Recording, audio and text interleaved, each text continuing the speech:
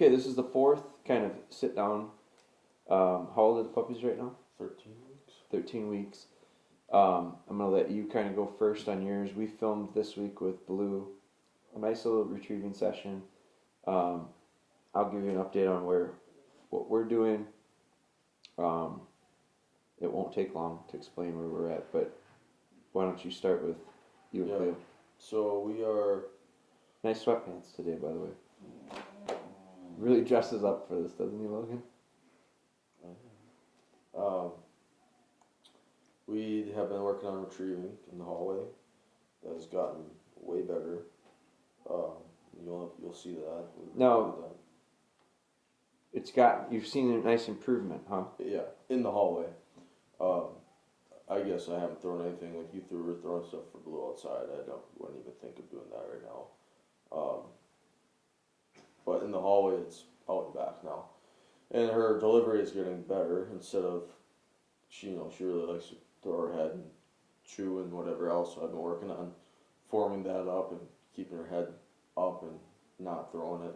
And, just kind of holding on to her that way when she comes in with it. But that's been going well, so we're going to continue doing that. Struggle. I mean, other than that, she's really been... Okay, let's talk on that.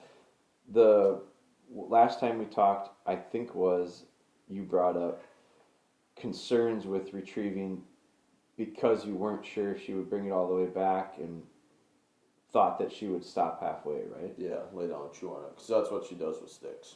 And so that held you up from making those retrieves.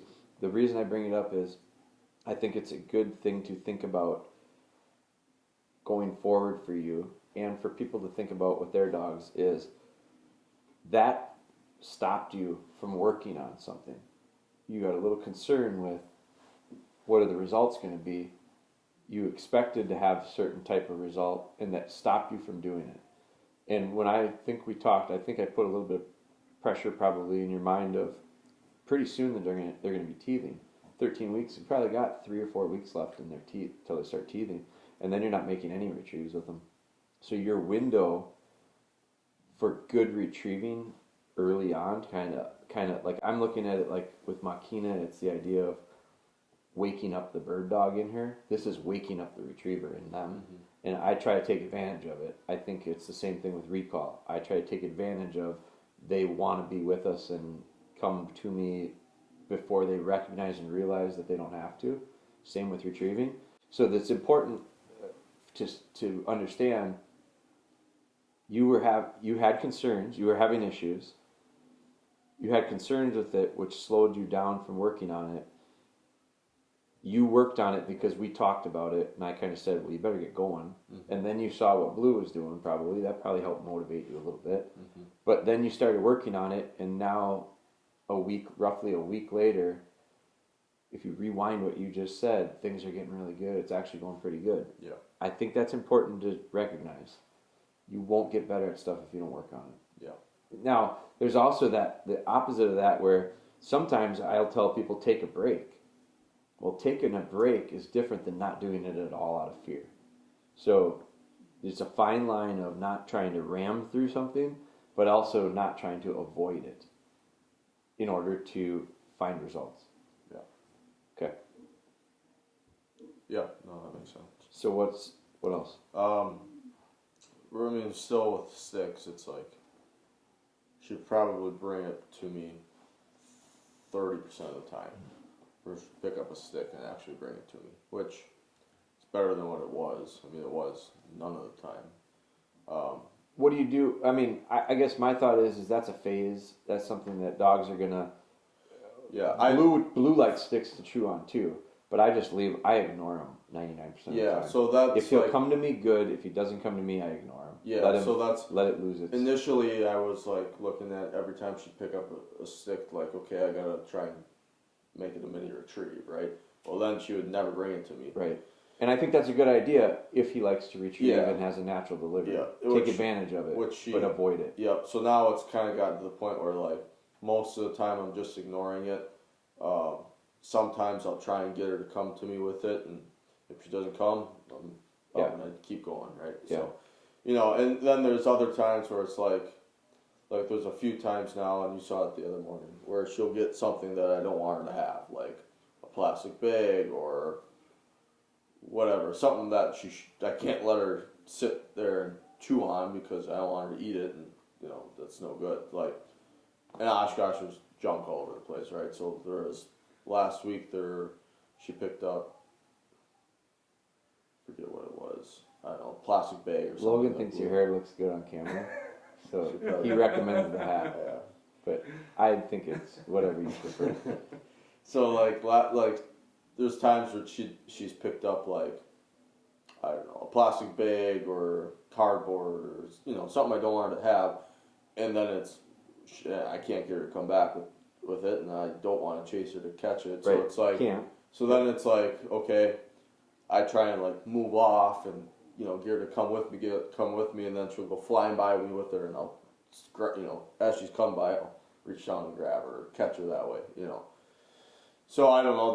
Those are moments where it's like I'm torn as to what I should do in that situation. You got to get through it. That's the answer. You get through it. So you might tease her with something. I made retrieves with her last night. She's not good at retrieving outside, but I wanted to use the scented tennis ball, so this was an improvised thing. I had a tennis ball that I put in my pocket here. I pitched a scented tennis ball, grouse scent on the tennis ball into the cover. Wanted to work on opening her nose up a little bit, so she hunted that cover, and I gave her a little hunt command, and she found it. But you know how good of a retriever she is. Inside, she's pretty good. Outside, not at all. So I had another tennis ball, and it proved to get her to come right to me, and she'd spit that tennis ball out, looking at the next one. So I don't recommend that necessarily to train a dog to retrieve. Instead, I would say master it inside, take it outside.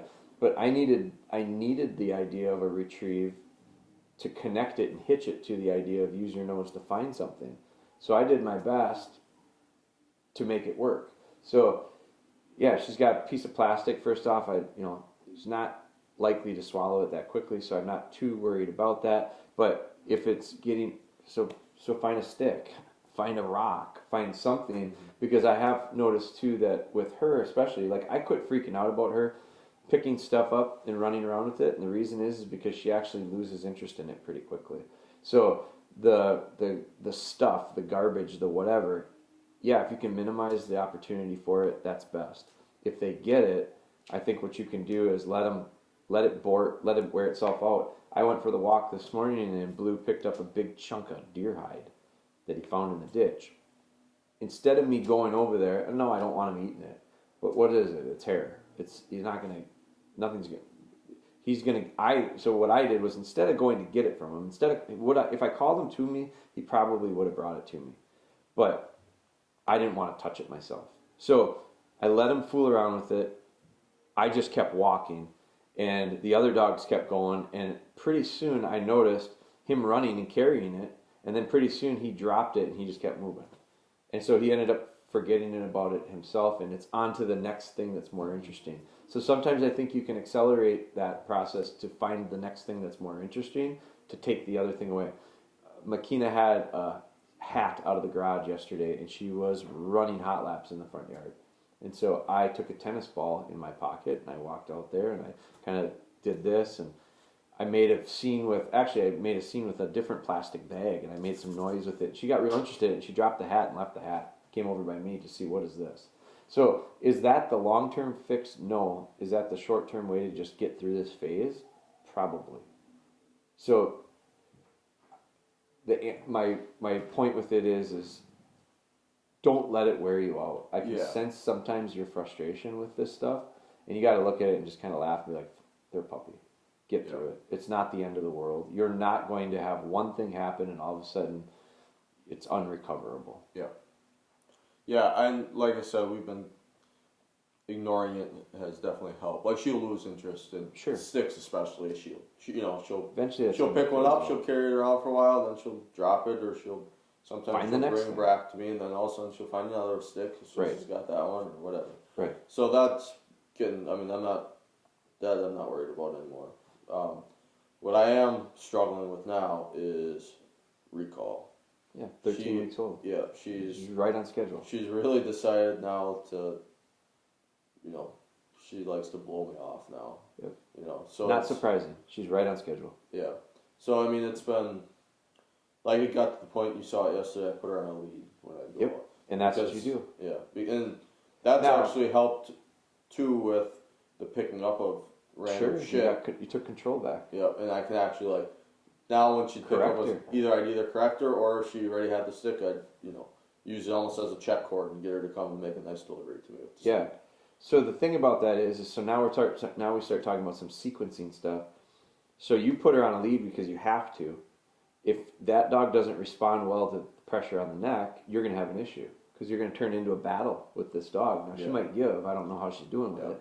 But if the dog decides to turn that into a fight, you don't want to be on the other end of it. So tying the puppy out, you could tie the puppy out. You could do tie out with the puppy at the shop. Yeah. You could do tie out at home and then let the dog start to discover and understand to give to the pressure of the neck, which will help you when you start. Because now that you're forcing yourself to have to do leash work, you better start thinking about putting the dog on a lead. Now it's the time to start walking the puppy on a lead and start introducing the understanding of where's heel. Yeah, and we have been. Because I've been taking her for walks, on the weekends. I got to get her exercise, and I'm living in the city, so I'm taking her for walks on the sidewalk, right? So I've been putting her, probably a week ago I started doing it where I'll put her on that leading flat collar. You got her. And she responds really well to the pressure. I mean, she almost heals already, like she just naturally files in. Perfect. But then it gets to that's going to make it easier to get through this shitty recall series. Period. Yeah. So, and then I was going to ask you, like, I got it when I put her on the lead. Like, when I put her on the lead to take her outside, I'm just kind of letting her, I'm almost just, like, following her around. Like, if she pulls on the lead, if she pulls, I'm not going to give, but I'm kind of just following her around. Where then other times we're going for walks, I'm like, I'm almost kind of demanding heel work, half-ass heel work out of her. That's just you. So there's context there. Just because you're on the lead, eventually when you go on the lead, we want you to take heel position. Mm-hmm. She doesn't know what heel position is yet. So she'll learn what heel position is by taking and making these little micro sessions of heel position. Understand where you should be. You're not there yet. You need to have her start learning that part, but also understanding that when I'm on that lead, I got to get out and go to the bathroom. I got to do my business. So you don't have to be in heel position to go to the bathroom. You don't have to be in heel position to do your business. But what you have to do is realize you're at this point now where you are taking some control back of that puppy. So it can't turn into a negative thing where the dog fights you on the lead and it doesn't sound like you're there. So she doesn't have to be in heel position to go to the bathroom. But what's going to have to happen is pretty quickly here, and maybe you, because you've gotten to this point of she's pretty good on the lead and doesn't fight it, maybe you don't need real formal heel work right now until you get through this part where you can get back into the idea of letting the dog go to the bathroom without having to put it on a lead. Either way, at some point you're going to have to start timing in. There's a difference between taking a dog for a walk.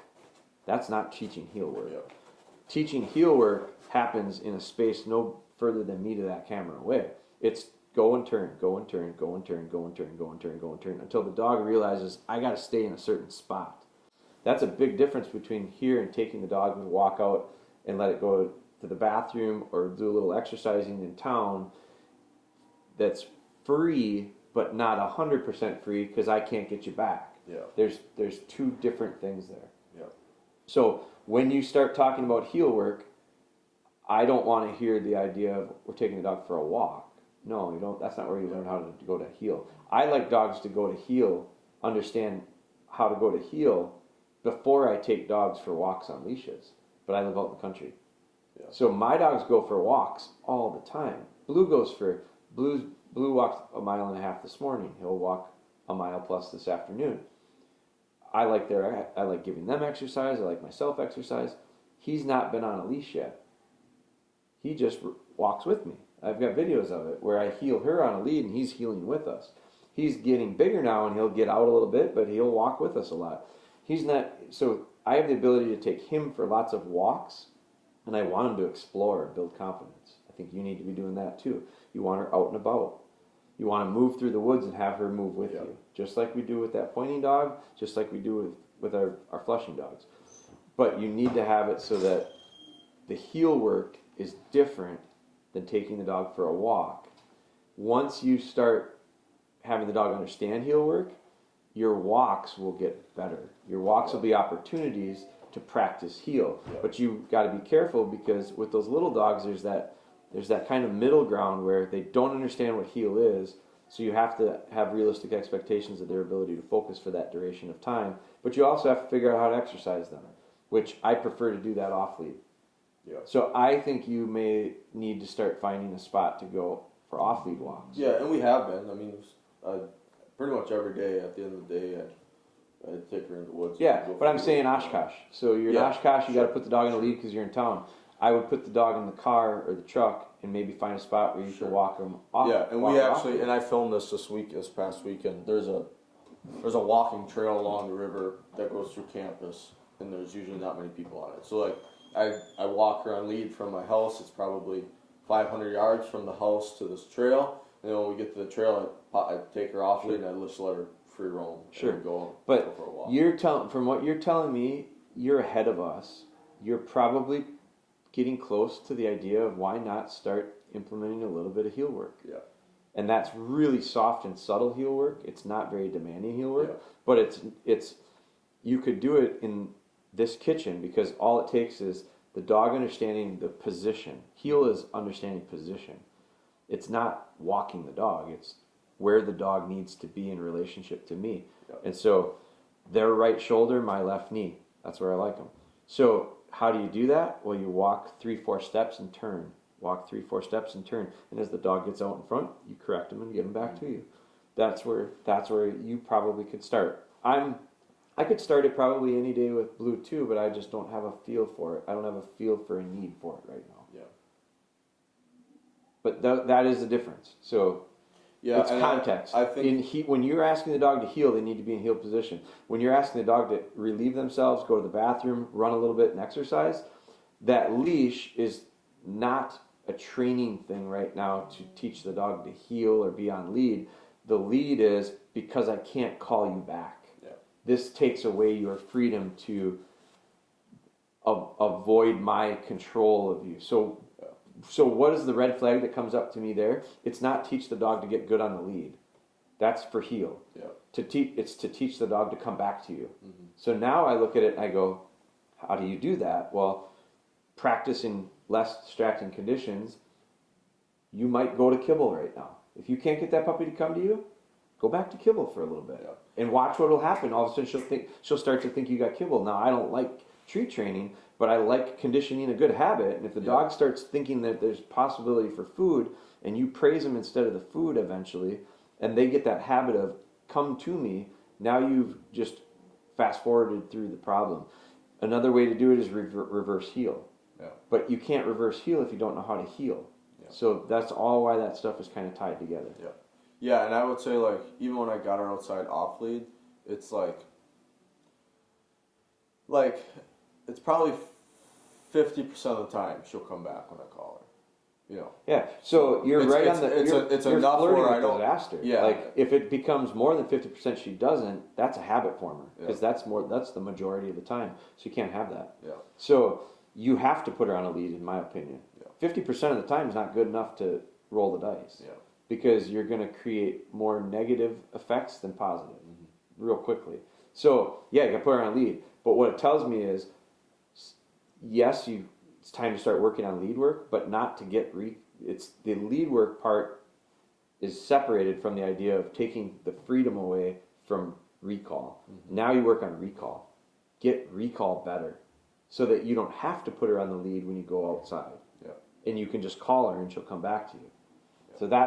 So you got to don't treat symptoms, treat illnesses. And the illness right now is her recall is no good.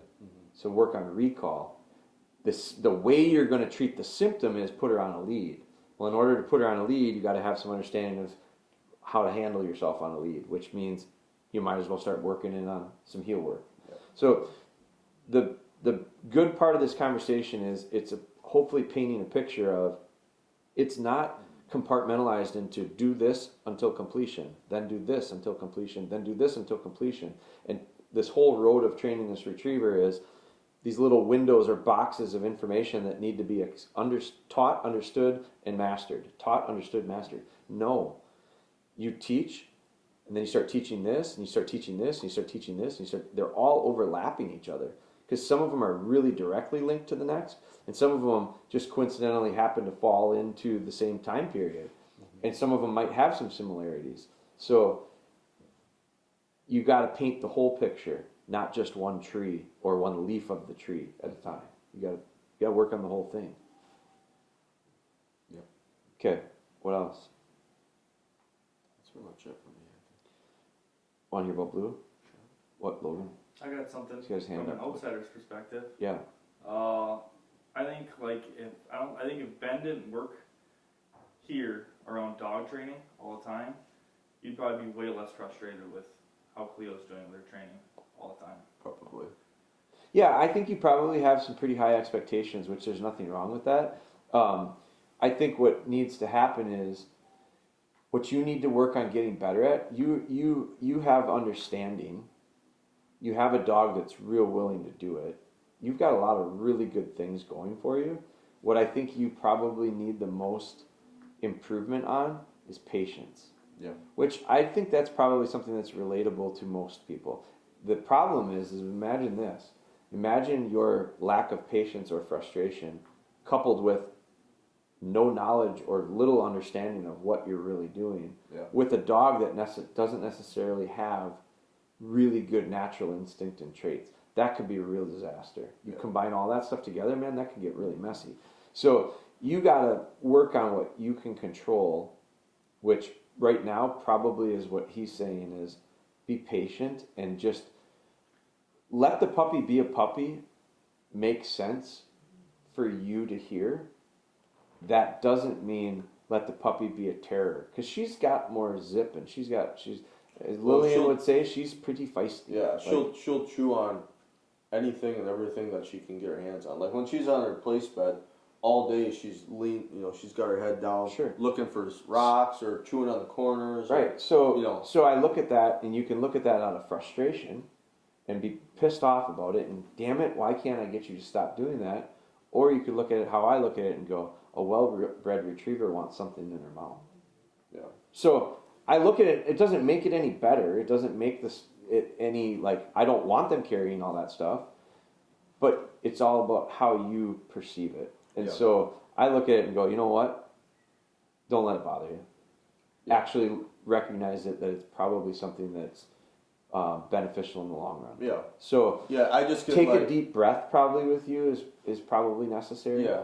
Like sometimes I feel like I'll get, I sit there and I watch her all day just trying to chew on the corners and I'm correcting her for that, and then she's chewing on rocks. And let her figure for that. Some of that. Am I being too micromanaging of her? Probably. That's kind of how I feel. If she continues to get rocks, you're setting her up to fail. Put her where there's no rocks and keep her there. Yeah. If she's getting off the bed, that's your fault. You are not timing your corrections out, and you're not putting enough. You're not giving enough pressure to the dog to change the behavior.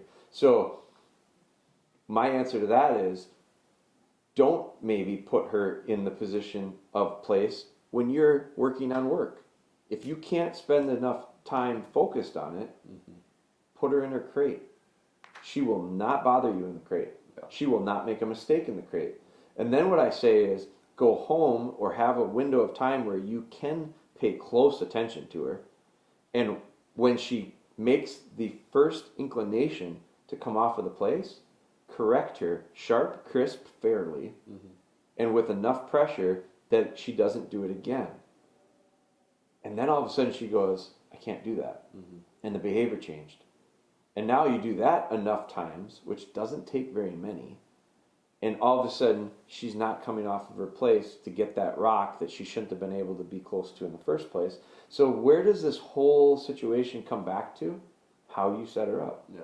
So sometimes the best thing for the dog, you want to have the dog out, you want to have the dog in place, and you want to have all that stuff. If you're not ready for it, don't do it.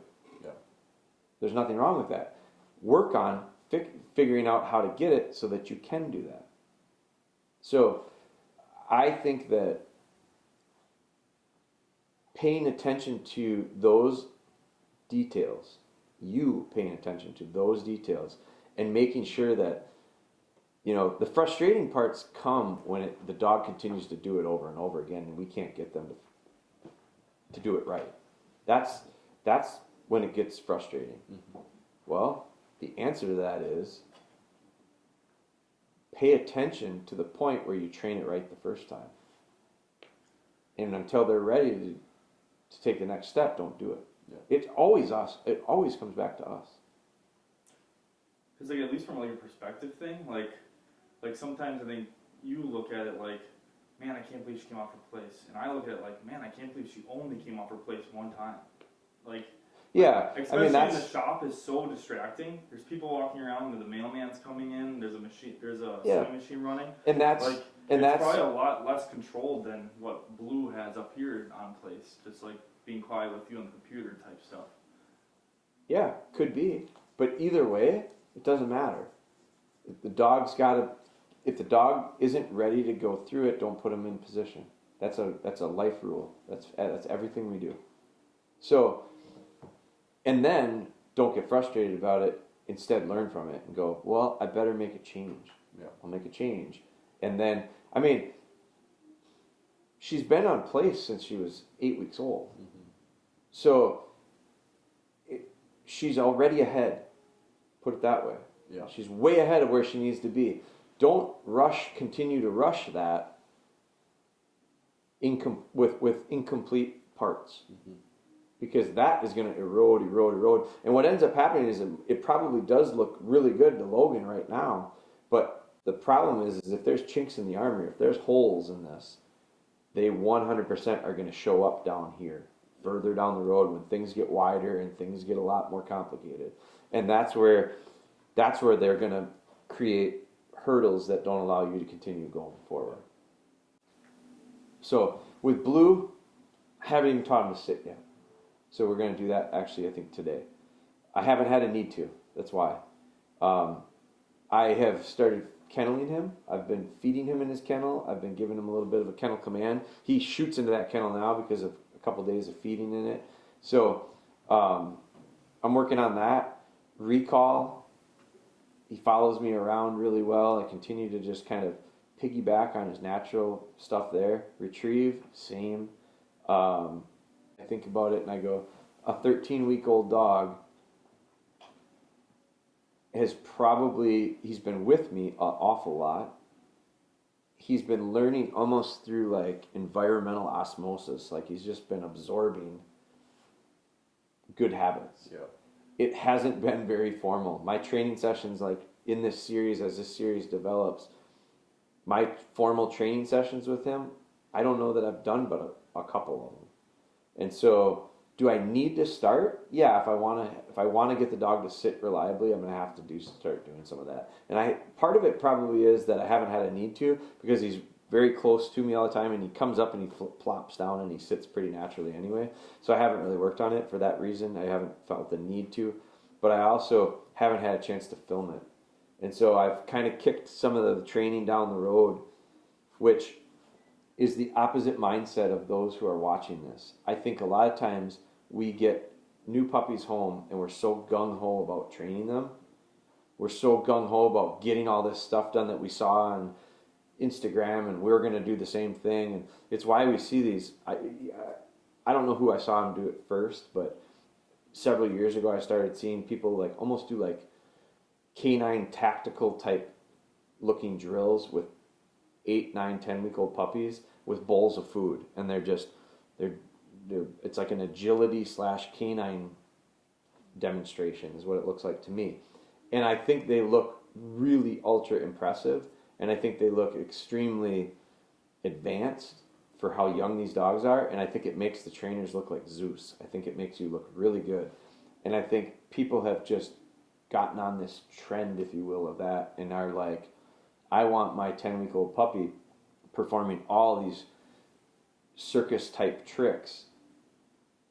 And that's fine. I don't have a problem with it. And I hear people say, well, we're teaching them how to learn and all that stuff. And a lot of it is this treat related thing. And I look at it and I go, my dog doesn't do shit. He doesn't do anything right now. He behaves really well.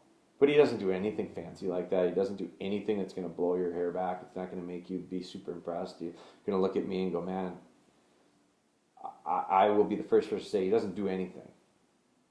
But he does everything that he does well. And I think that you can be way ahead of me at 13 weeks. I'm not saying you personally, but like some of these types of trainings are way ahead of me, way advanced, placing from across the room and jumping on place and all this stuff. But I'll tell you right now, Blue is rock solid on his bed. He won't come off in all the distractions in the world. He comes to me in all the distractions in the world. He came through 100 acres of popple slashings just to my voice recall the other day when we were hunting after he bumped into a woodcock that was pointed out by a setter. So like, he's doing some stuff that I'm going, now that's really nice stuff.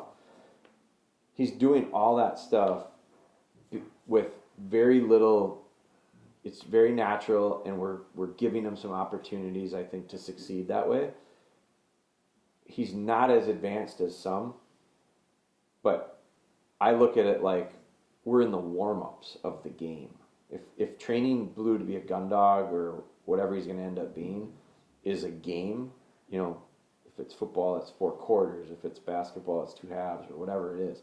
If it's a game, like at 13 weeks old, we didn't even get out of the locker room yet. So like, I don't think it matters. You're not going to lose the game because someone else has their sneakers on faster than you. And I think that some people have to recognize that and take the pressure off and realize just develop as you develop. And that's what I am gonna be doing with him. You're more advanced than I am. I don't think you're pushing your dog by any means. But I don't know that I think some people, with some folks, it's a preference and a style, and that more power to them. I'm not knocking it by any means. I think it's great to look at. I think it's impressive. I think it's not good if people start second guessing and doubting themselves because of it. So, we're just fine. These dogs are going to be just fine. And that, I think, has to be your attitude. I think you have to kind of embrace that stuff. Yeah. So, you can't break them. You can't break them this quick. You have to really try. You could do some things like intro to gun and stuff that could be really devastating, but we're not doing that. We're not talking about that kind of stuff. We're talking about just getting the dog in motion, getting them in movement forward as far as progress goes. Right? Yep. Okay.